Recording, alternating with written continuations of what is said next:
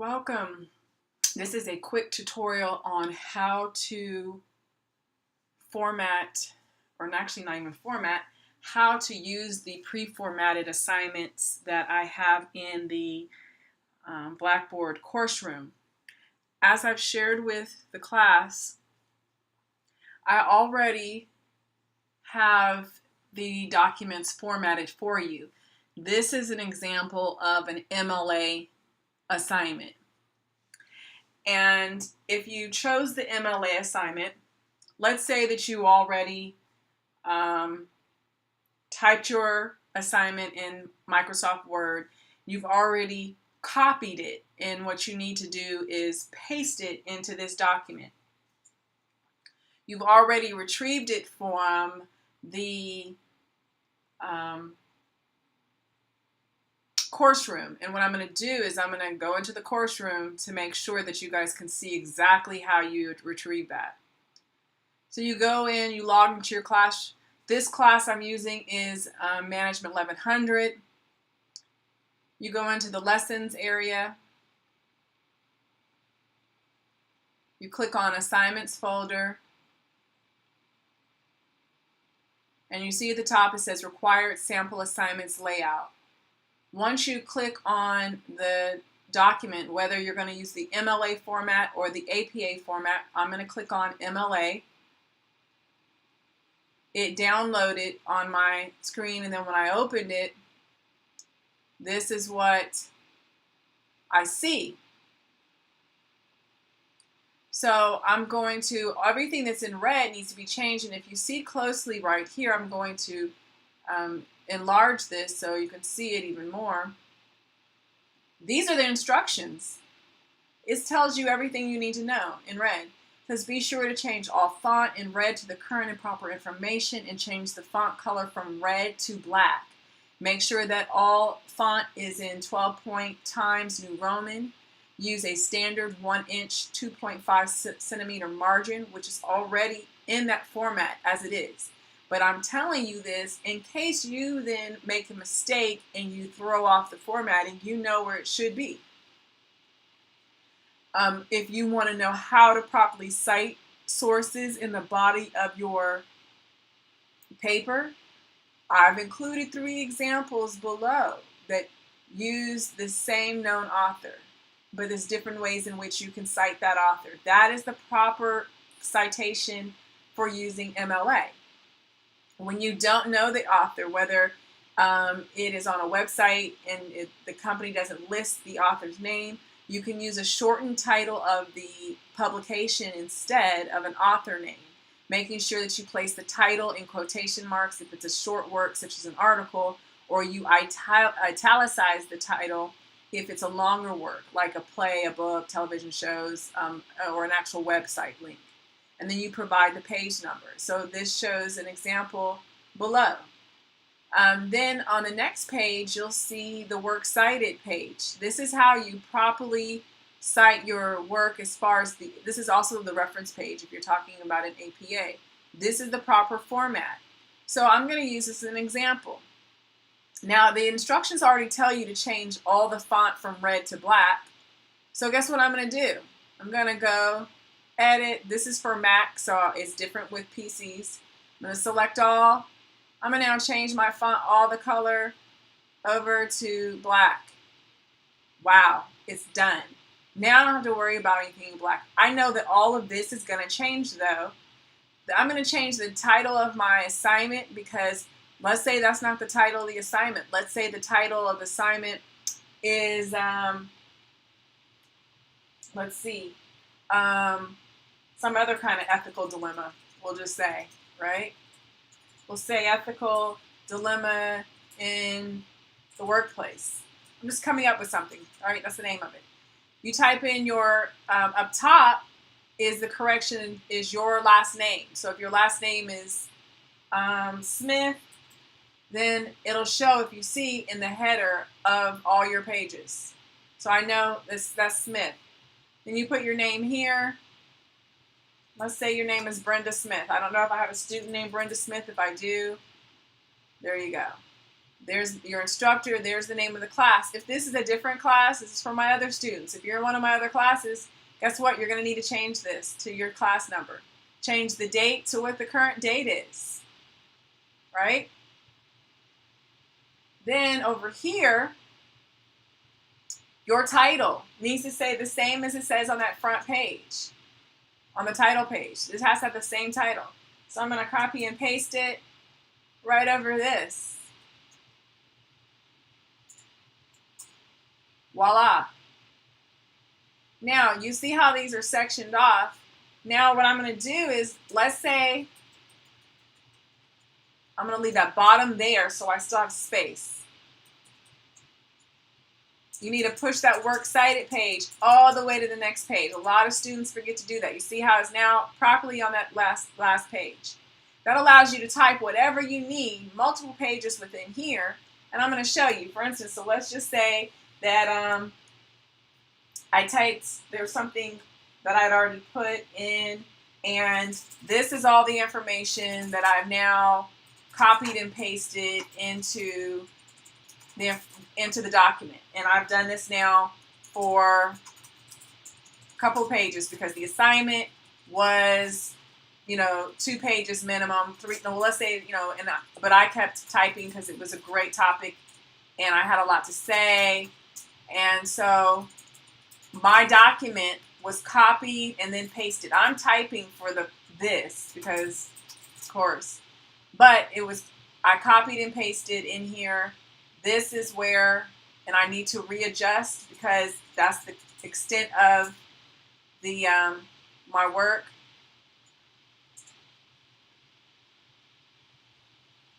Before I submit this to Professor Bryant, I'm going to make sure I'm going to spell check. You can always tell when you have a spelling error is because it's going to highlight it in red. So I'm going to go ahead and do my spell check. I'm going to check my grammar. I'm going to check punctuation. I'm going to make sure that what is supposed to be double spaced, not single spaced. So it needs to be double spaced. You see how this automatically double spaces it? That's how you know it is properly formatted. It's ready to go. Don't submit something and then you have these huge gaping spaces between paragraphs. I'm automatically going to flag you for it because I know that what you're trying to do is take up space in a document. There's no need to do that. Put your heart into your assignment. You'll be surprised how quickly you can get 1 to 2 full pages accomplished with that. So then you have this assignment. What you're going to do now is you have to save it as a different document so that each time you enter into this, you'll see the old version and not this version. And then, or you can keep seeing the original version. So you do a save as, and then you're going to save it whatever your new assignment name is for this. And it's going to be, it could be like week 4, management 1100 assignment, and then you put your and then you do like an underscore and then Smith, which is your last name, and then you're going to save it wherever you save your assignments, right? Click save, it will save. Then you go back to the course room and it's time for you to upload that assignment. I'm going to go to the week 2 assignment because that's what I'm showing you. We're going to click on that because that's what we're going to say is the week 2, even though I said week 4. We now get here. It says browse attached files. That's what you need to look for every time you come in here. Don't ever submit anything by text to me. Attached files. Click on browse my computer. When you click on that, the Dropbox comes in, and whatever folder you know that your assignment is in, that is where you need to click on. So you go in there and you find that assignment. When you find that assignment, you click on that assignment. It'll automatically link here. And matter of fact, I'll just do it just to show you.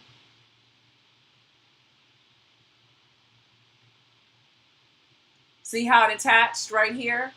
And it even has the linked title name. Now maybe you named it improperly here, you can change it here so it's correct. Then you're going to click on this box right here. I agree to submit my papers to the Global Reference Database, because everything's going through Safe Assign, right? You see right here, everything goes through Safe Assign. We're going to check everything for plagiarism.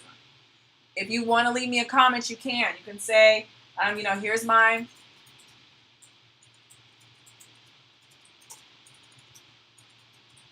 Oops.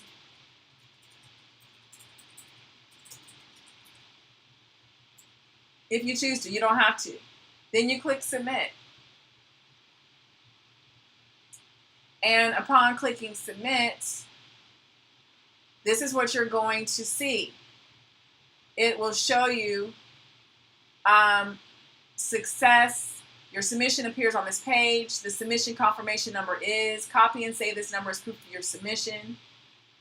You can view all of your submission receipts in My Grades, and then you can actually see the assignment itself. I end up using the syllabus acknowledgement agreement just as a quick reference.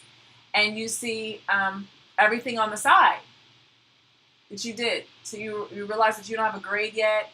You can see everything. In addition to the fact that once it goes through, you see report in progress. You can click this to actually see when that report is back, if whether or not you plagiarized anything. Once you see that everything is done, so it's submitted, you have your confirmation, you click OK. And at that point, it takes you back to the assignments area. Now I'm going to show you an example using the APA format. So you've entered the course room, you come into lessons, you clicked on the assignments folder. You now click on the APA, because I want to make sure everyone sees both versions. I'm going to now open up that APA version. This is what the APA version looks like. You see it's a different formatting. Different format. And so certain colleges require this format. Up top, you would click in the heading so that you can update whatever the running head is. The running head is basically the same thing as your header in the MLA. So this will be changed to say whatever. So this could be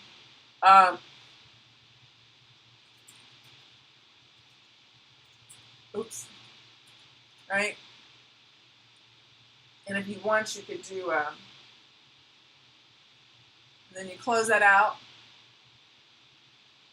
Everything that's in red needs to be changed. And over here, once again, I'm going to expand this so that you can see. Over here is your example, is your instructions. This paper serves as a sample of the format. You're welcome to delete all items in red and change the font color for the page to black. Use this as a template for your own work. Make sure to include your name, the correct date on the title page. Also take a look at the last page where I've listed sample sources. I break everything down. It's the same format, 12-point font, Times New Roman. Make sure that you check for spelling and grammar. Do not use abbreviations unless you know they're appropriate. I put everything in here for you.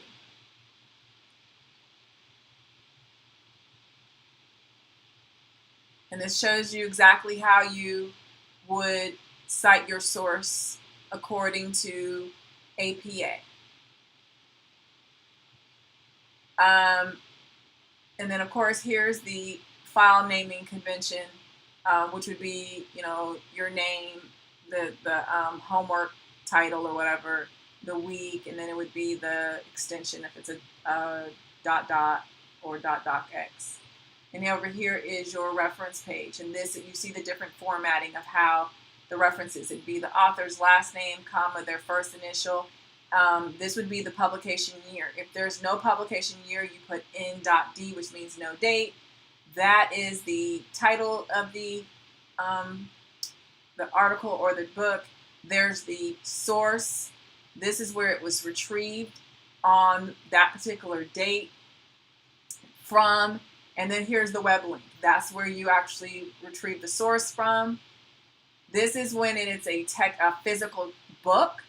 It's the author's last name, comma, their initial. the publication year. There's the text. If there's a edition, that's the publisher, right? And usually state or region. So here's the different ways in which that's done. And it's important that you make sure you delete all references that you're not using. Do not include any references in your reference list that you have not referred to in the body of your paper.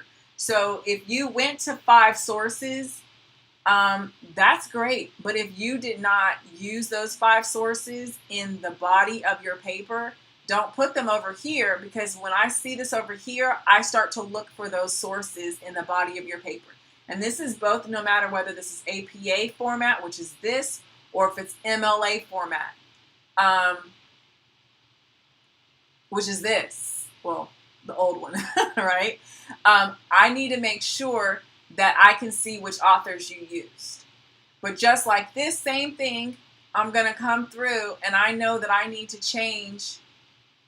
And you could change it here first if you wanted to.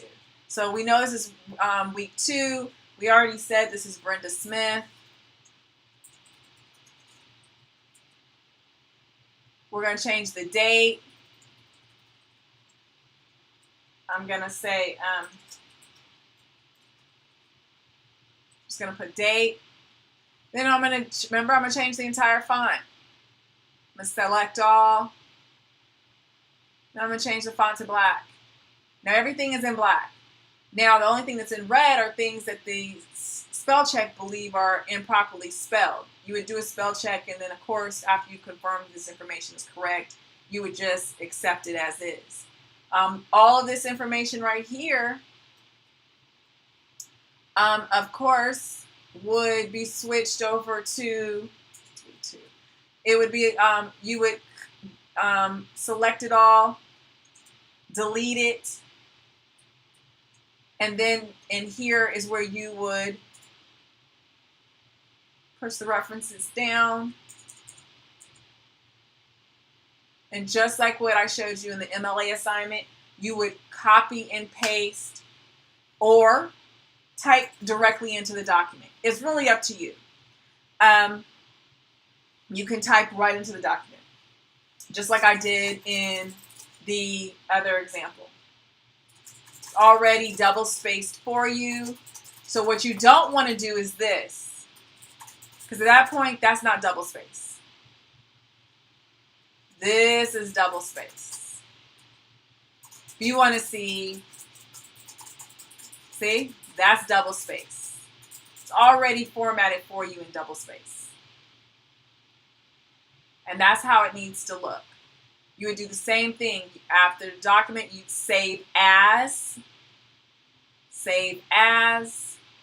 type in that assignment name, save it in the appropriate folder where it's supposed to go.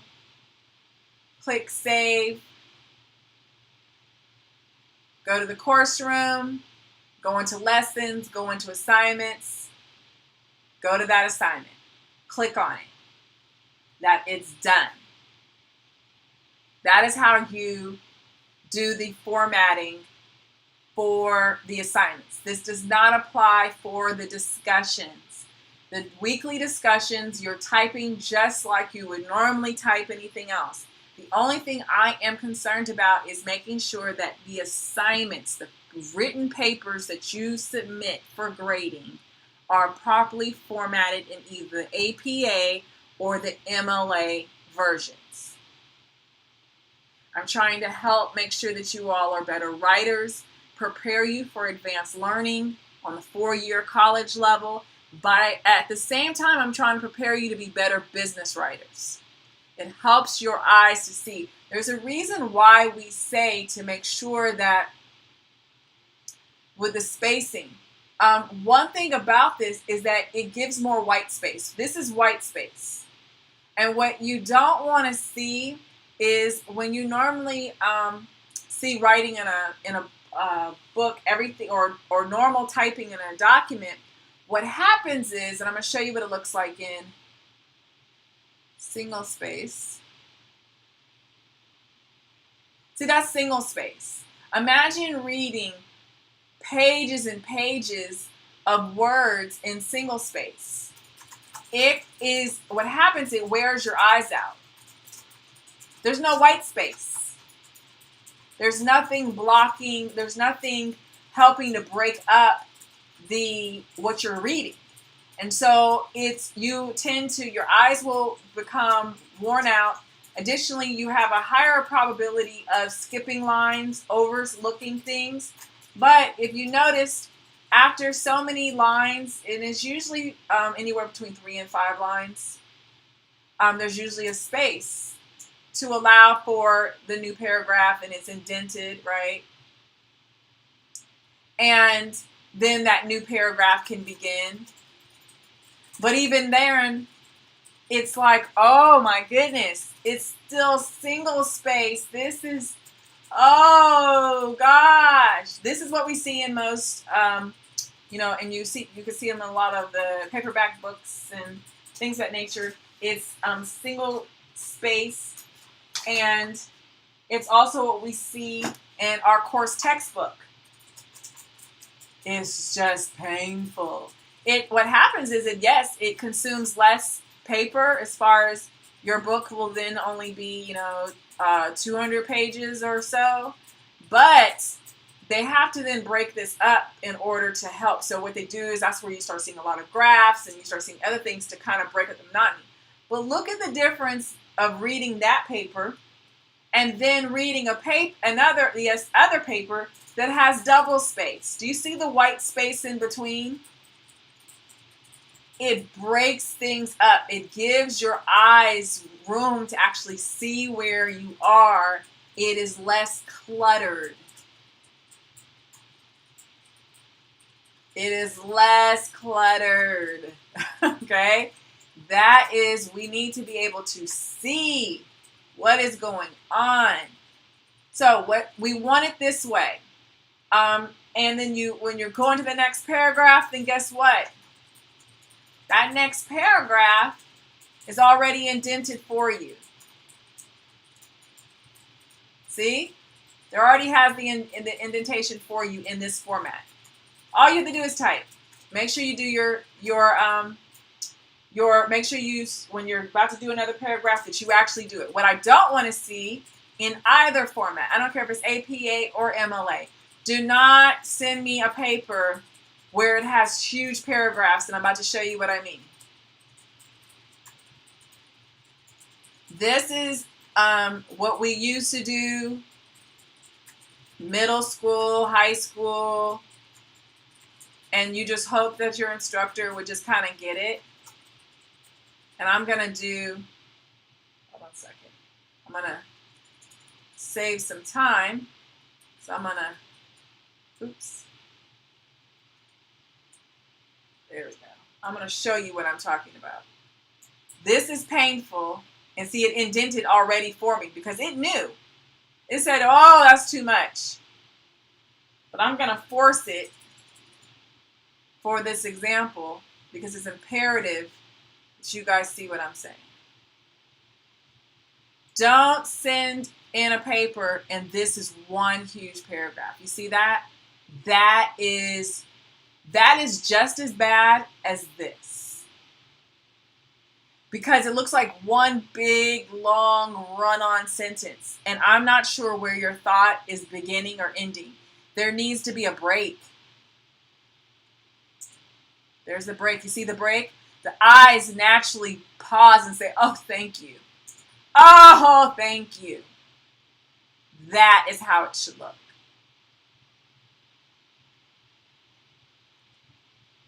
Make sure that every paper that you turn in, I don't care if it's APA or MLA formatted, that there has an introduction and a conclusion. And it's really simple to do by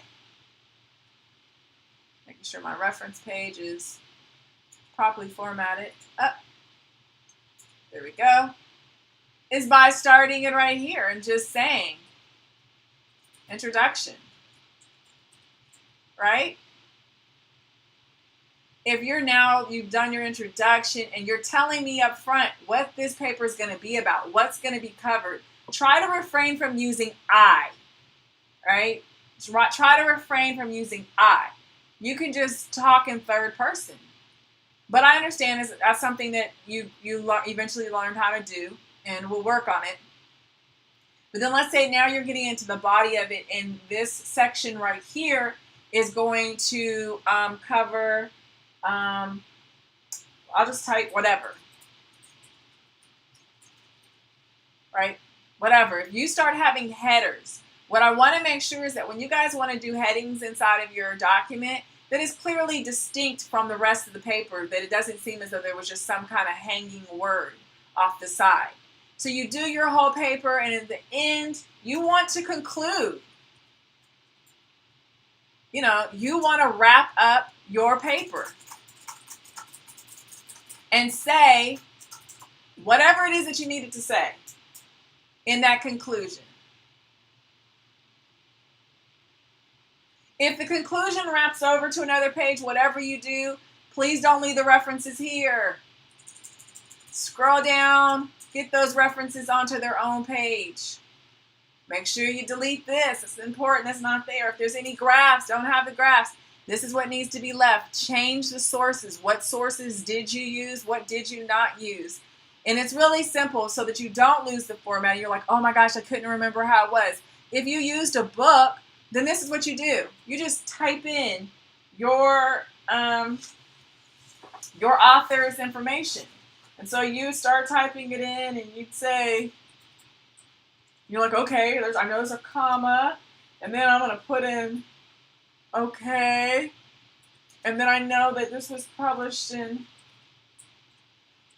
all right, and then, okay, there's a period. You're just copying. Okay, so then I know that this textbook is called, right? And this is the,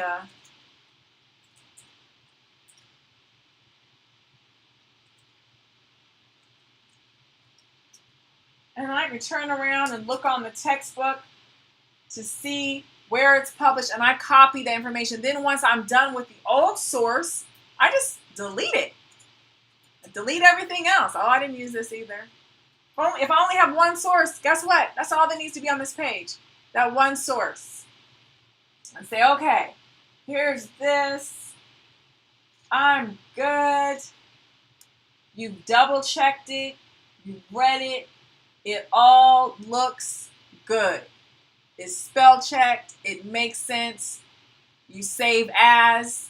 You come in and upload it into the assignment, whichever the assignment is for that week.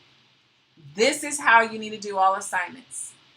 Hopefully this video has been helpful. It's much longer than I wanted it to be, but I think I've covered everything, because I'm sure there would be someone that said, oh, you did one for the MLA format, but you didn't do one for the APA format, and you didn't show us how you did this. And so I think I've covered everything. If you guys have any questions, you know how to reach me. Send me an email, and I will speak with you soon. Thank you.